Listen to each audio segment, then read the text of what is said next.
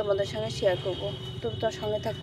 এই অ্যাডিন নিম গাছে ডাল থেকে সুন্দরভাবে চারা তৈরি হয়। তো এখান থেকে আমি একটা ডাল কেটে নেব। এই যে এরকম করে একটা ডাল কেটে নেব, একটু ফাঙ্গিসাইড লাগিয়ে দেব, দিয়ে এটা বসিয়ে দেব। তো বসানোর পর দেখো কত সুন্দর গাছগুলো গ্রোথ হয়েছে। দেখো ডালগুলো কাটিং করে করে বসিয়েছিলাম, কিছু ডাল কেটে কাটিং করে বসিয়েছিলাম, সেগুলো সুন্দর গ্রোথ হয়ে গেছে। তো ওই গাছটাকে আজকে আমি উঠিয়ে একটা পটে শিফট করব। তো সেটাই তোমাদের সঙ্গে শেয়ার করছি। তো তোমরা সম্পূর্ণ ভিডিওটা দেখতে থাকো, আমি কি করে গাছটাকে উঠিয়ে বসিয়ে দিচ্ছি, কেমন মাটির মধ্যে বসাবো। তো এইভাবে করে বসিয়ে দিলে আমি এখানে উঠিয়ে আবার একটা চারা বসিয়ে দেবো।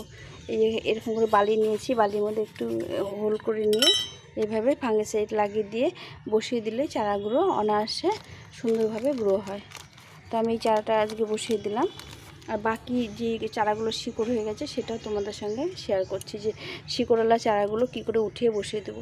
তো আমি চারাটা উঠিয়ে নিই। তো বন্ধুরা দেখো এই গাছটা শিকড় হয়ে গেছে, এই যে উঠিয়ে নিয়েছি।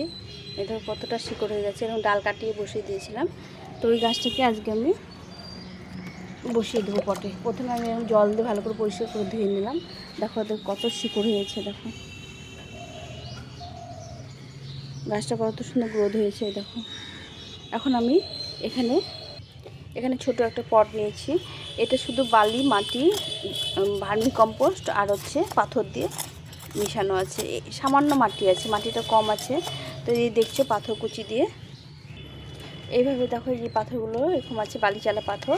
এই পাথরগুলো নিয়েছি, হাফ নিয়ে অর্ধেক নিয়েছি, আর অর্ধেক বালি নিয়েছি, আর ভার্মি কম্পোস্ট নিয়েছি, আর সামান্য একটু দুমুঠ মতো মাটি নিয়েছি। তো এটার মধ্যে আজকে আমি গাছটা বসিয়ে দেবো। তো গাছটা দেখো কত সুন্দর শিকড় হয়ে গেছে, তোমাদের দেখালাম। তো আর কিছু করতে হবে না, শুধু একটু ফাঙ্গিসাইড দিয়ে বসিয়ে দিতে হবে। তো আমি গাছের শিকড়ে একটু ফাঙ্গিসাইড লাগিয়ে নিলাম, এরকম ফাঙ্গিসাইড লাগিয়ে নিলাম, নিয়ে আমি গাছটাকে এখানে বসিয়ে দেবো। তো দেখো এই গাছটা এইভাবে বসিয়ে দিলাম, আর কিছু করতে হবে না। এই জল খুব কম দিতে হবে, আর একদম রোদের মধ্যে রাখতে হবে, আর কিচ্ছু করতে হবে না। এইভাবে গাছটা সুন্দরভাবে গ্রো হবে। তো দেখো বন্ধুরা এইভাবে সুন্দরভাবে গাছটা লাগিয়ে দিলাম। এখন একটু জল দিয়ে দেবো।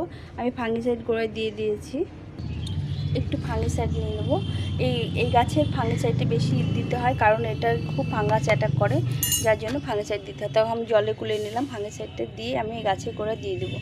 দিয়ে দিলে আর কিছু করতে হবে না।